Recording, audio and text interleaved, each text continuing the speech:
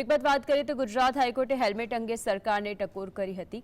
વધતા અકસ્માતને લઈને કોર્ટે જાતિ સંજ્ઞાન લીધું છે, જેને લઈને જીએસટીવીએ લોકોનો મત જાણવાનો પ્રયાસ કર્યો, જેમાં લોકોએ જણાવ્યું કે સરકાર નિયમ તો બનાવે છે, પરંતુ તેમના અધિકારીઓ નિયમનું પાલન નથી કરતા।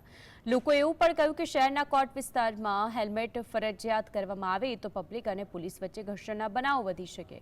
હેલ્મેટ ફરજિયાત કરવામાં આવશે તો કરપ્શન પણ વધી શકે છે। शहरी विस्ताરની અંદર હેલ્મેટ નહીં પહેરો તો ચાલશે, હાઈવે ઉપર ફરજિયાત પહેરવું પડશે।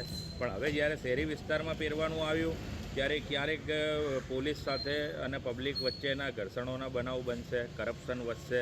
કેમ કે આની અંદર સૌપ્રથમ તો પબ્લિકે જાગૃતતા લાવવી એ બહુ જરૂરી છે। જ્યાં સુધી પબ્લિક અવેરનેસ નહીં આવે ત્યાં સુધી લોકોની અંદર જાગૃતતા લાવવી બહુ મુશ્કેલ છે। હેલ્મેટ બધાએ પહેરવું જોઈએ એ અયોગ્ય છે, કારણ કે આપણે સિટી વિસ્તારમાં હેલ્મેટ ક્યાં ક્યાં તમે લઈને ફરશો।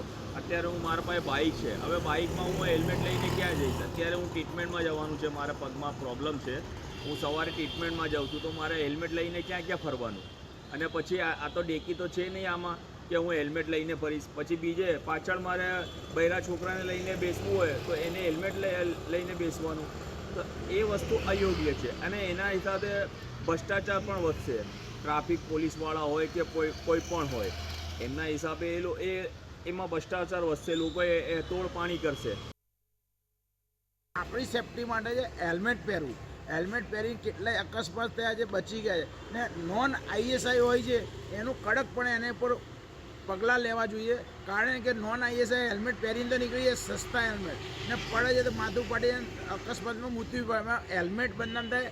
હાઈકોર્ટે જે હુકમ કર્યો એ પણ એમ કે લોકો એમ કહે છે કે હેલ્મેટ પહેરે તોય મૃત્યુ પામે, પણ એ નોન આઈએસઆઈ હેલ્મેટ હોય તો નોન આઈએસઆઈ હેલ્મેટ વેચવા ઉપર પહેલાં કડકમાં